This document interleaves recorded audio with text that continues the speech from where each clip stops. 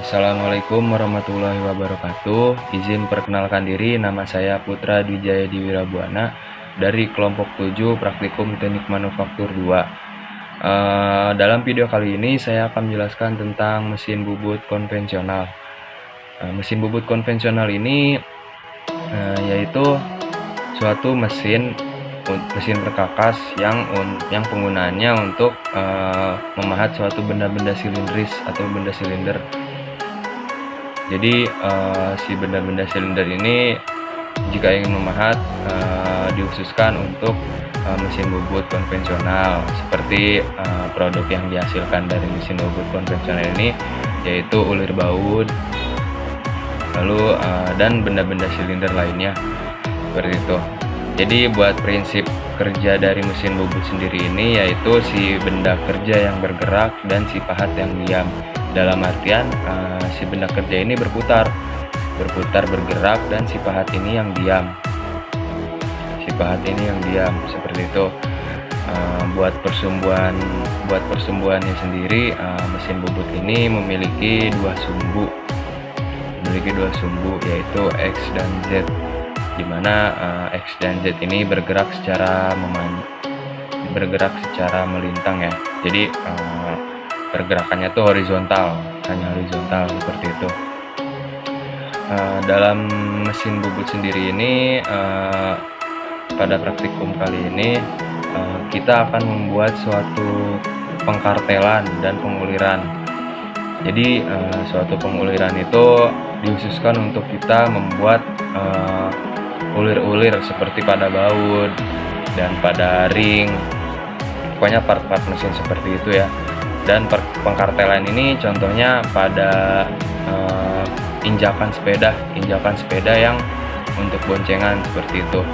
Dan banyak lagi pegangan pada kunci-kunci yang digunakan pada saat ini yang produknya hasil dari pengkartelan gitu. Jadi parameter utama dalam pembubutan ini yaitu suatu kecepatan putaran spindle, lalu jarak pemakanan dan kedalaman pemotongan. Dari masing-masing tadi itu memiliki suatu rumus. Jadi sebelum kita membubut itu kita harus menghitung suatu benda untuk agar pas gitu, seperti apa yang kita inginkan, dan waktu pemesinannya pun pas.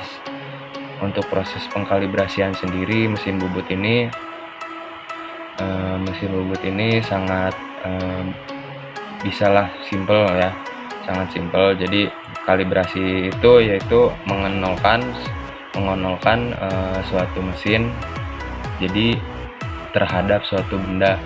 Jadi ketika benda yang ingin kita pahat itu kan berbeda-beda.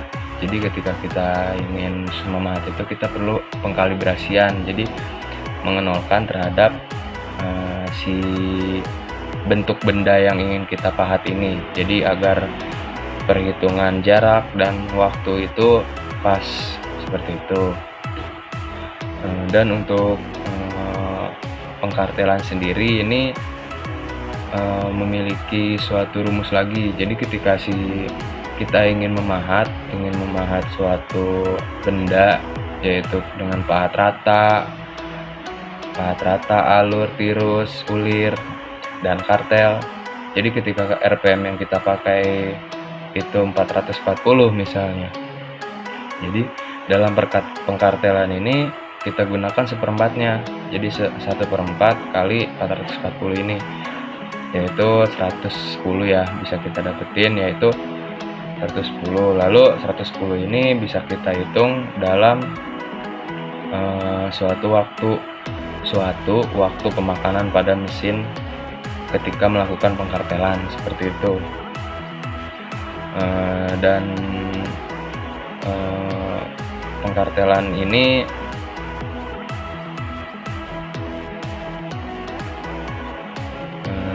mungkin cukup sekian penjelasan dari saya, kurang lebihnya mohon maaf. Wabillahi taufiq wal hidayah. Wassalamualaikum warahmatullahi wabarakatuh.